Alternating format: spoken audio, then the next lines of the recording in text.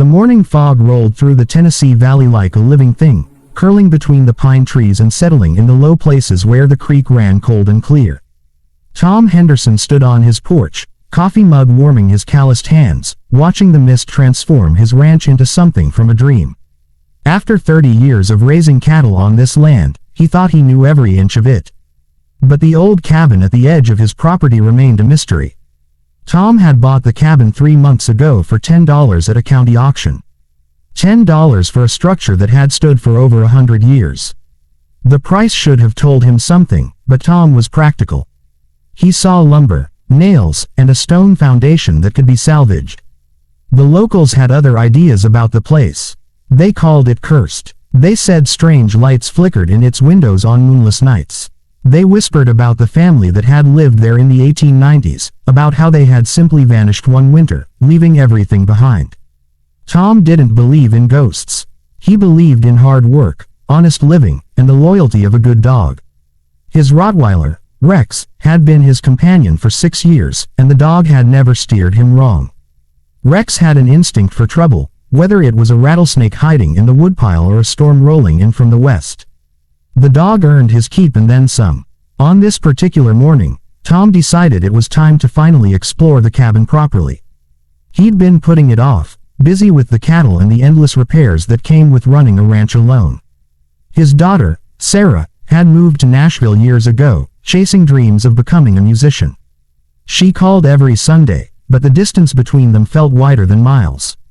The ranch was too quiet now, too empty except for the lowing of cattle and Rex's occasional bark at shadows. Tom pulled on his worn leather jacket and his brown Stetson, the same hat he'd worn since his ranching days began. Rex bounded up to him, tail wagging, sensing an adventure. Together, they walked across the eastern pasture, through the gate that separated the main ranch from the forgotten corner where the cabin stood. The structure came into view slowly, emerging from the mist like a ship from fog. It was smaller than Tom remembered, a simple log cabin with a brick chimney and a sagging porch.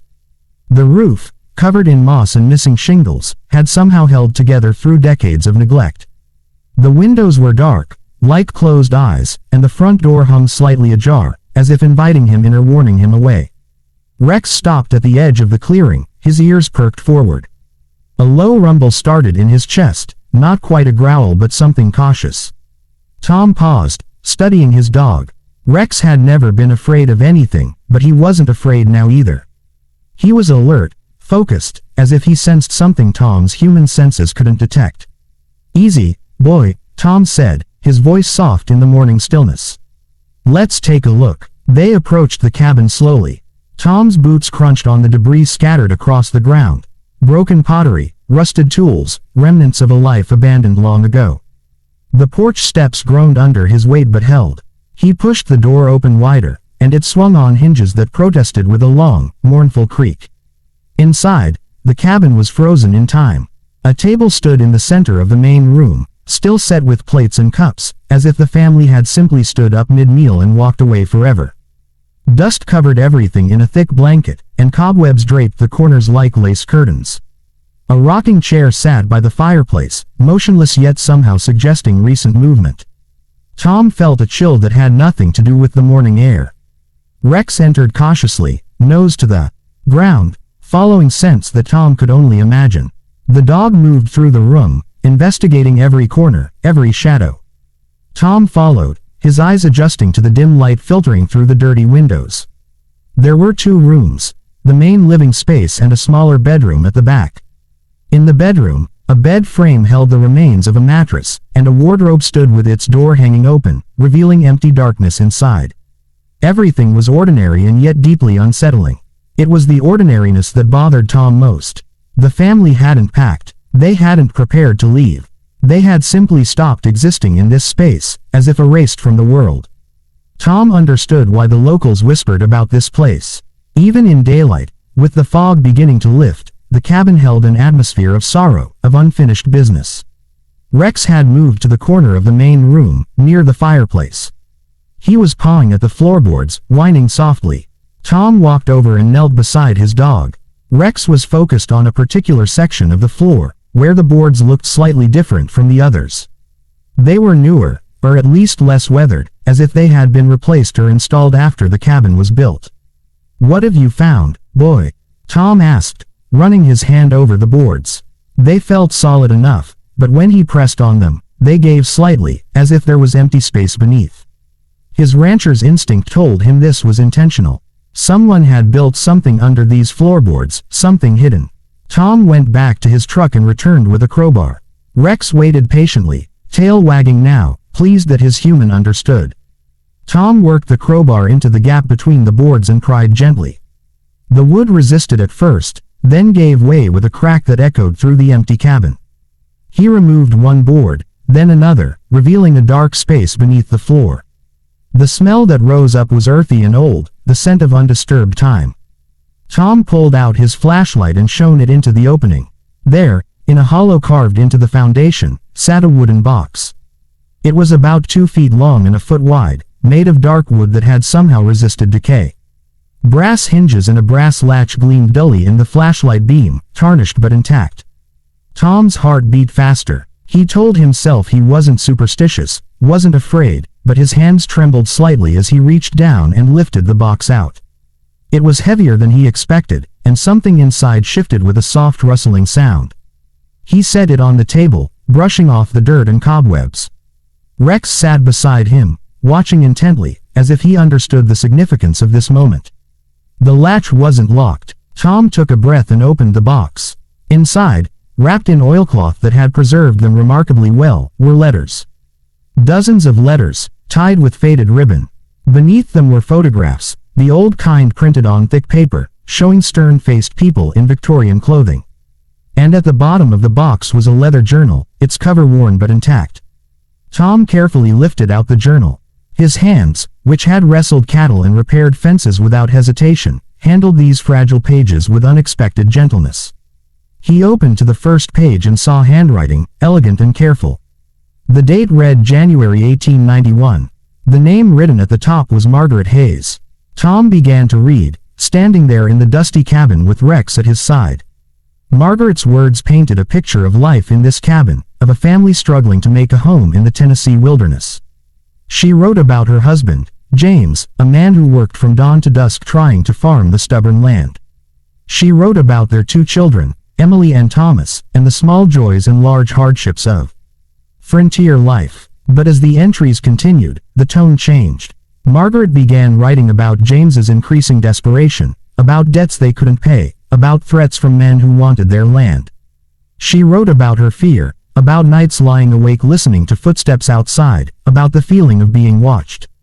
The final entries were frantic, barely legible, written in January 1892.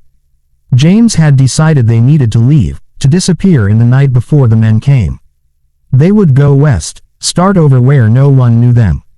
The last entry was dated January 15, 1892. Margaret wrote, "We leave tonight. I have hidden this journal and our precious letters in the hope that someday, Emily or Thomas might return and find them, might know that we loved them, that we tried our best.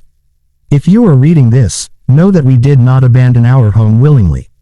We fled to save our lives, to give our children a future. May God watch over this place until we can return." They had never returned. Tom set the journal down gently, feeling the weight of a century's worth of silence. This wasn't a haunted cabin. It was a monument to hope and survival, to a family that had done what they needed to do to stay alive. The locals had invented their own story, but the truth was simpler and more human. The Hayes family had run from danger, had scattered to the wind, and their home had waited all these years for someone to understand. Tom spent the rest of the day in the cabin, reading through the letters and examining the photographs. The letters were love notes between Margaret and James, written during their courtship. They were full of young dreams and tender promises. The photographs showed a family that looked stern because that was how you posed for cameras in those days, but Tom could see the love in how they stood close together, in how James's hand rested protectively on Margaret's shoulder. He learned that Emily would have been 12 when they left, Thomas only 8.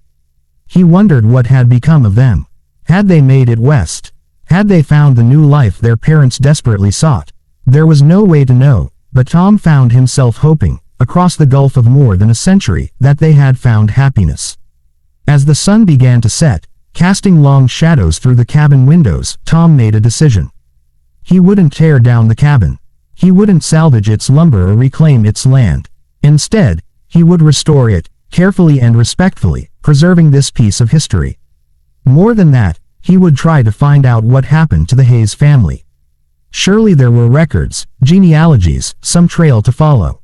These people deserved to be remembered.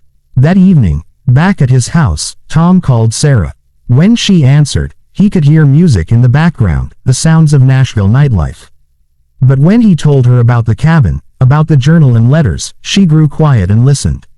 Really listened, in a way she hadn't in years. "Dad, that's incredible," she said softly. "What are you going to do?" "I'm going to fix it up," Tom said. "Make it right again. Maybe turn it into a kind of memorial. And I'm going to search for descendants of the Hayes family. Those letters and photographs belong with their family, if any can be found." "I'd like to help," Sarah said, and Tom heard something in her voice he hadn't heard in a long time. Interest. Connection. "I could come home next weekend. We could start researching together." Tom felt a tightness in his chest, a good kind of ache. "I'd like that," he said. "I'd like that a lot." Over the following months, the cabin became a project that brought Tom and Sarah together. She came home most weekends, and together they carefully restored the structure. They replaced rotted boards, fixed the roof, cleaned the windows until they gleamed. They treated it with reverence, understanding that they were caretakers of someone else's story. Sarah, with her internet skills and Nashville connections, tracked down genealogical records. They discovered that the Hayes family had made it to Oregon, where James had found work in a lumber mill. Emily had married and raised 5 children. Thomas had become a schoolteacher. Both had lived long lives, though neither had returned to Tennessee. They had survived, and their descendants were scattered across the country now, dozens of people who carried Hayes blood and knew nothing of this cabin. Sarah found a great-great-granddaughter of Emily Hayes living in Portland. Her name was Claire, and when Sarah called her and explained what they had found, the woman wept on the phone.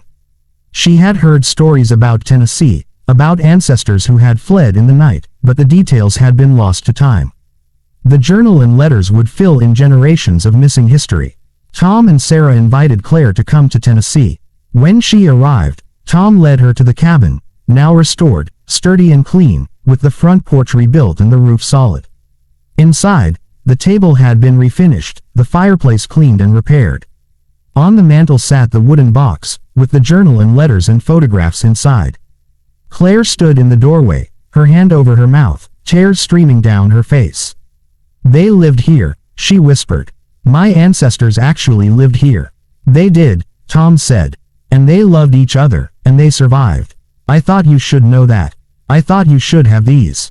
He handed her the box. Rex, who had been sitting patiently outside, wandered in and nuzzled Claire's hand. She laughed through her tears and scratched behind his ears. "Is this the dog who found them?" "That's Rex," Tom said with pride. "Best ranch dog in Tennessee." That evening, as the sun set over the valley, Tom, Sarah, and Claire sat on the cabin's porch. They talked about family and history, about how the past shapes the present in ways we don't always understand. Claire promised to share the journal with her relatives, to make sure the Hayes family's story was passed down properly this time, not as whispered rumors but as the true account of courage and survival. As stars began to appear in the darkening sky, Tom looked over at his daughter and felt grateful. A $10 cabin and a curious dog had given him something he hadn't known he'd lost: a connection to Sarah, a purpose beyond the daily work of ranching, and a reminder that every place has stories waiting to be uncovered, waiting for someone to care enough to listen. Rex dozed at his feet, his job well done. The cabin stood peaceful in the gathering night, no longer forgotten, no longer haunted by rumors. It was simply a home, restored and remembered, its secrets finally shared with those who needed them most. And Tom Henderson, practical rancher who didn't believe in ghosts, understood that some mysteries were meant to be solved, and that the truth was often more beautiful than any legend.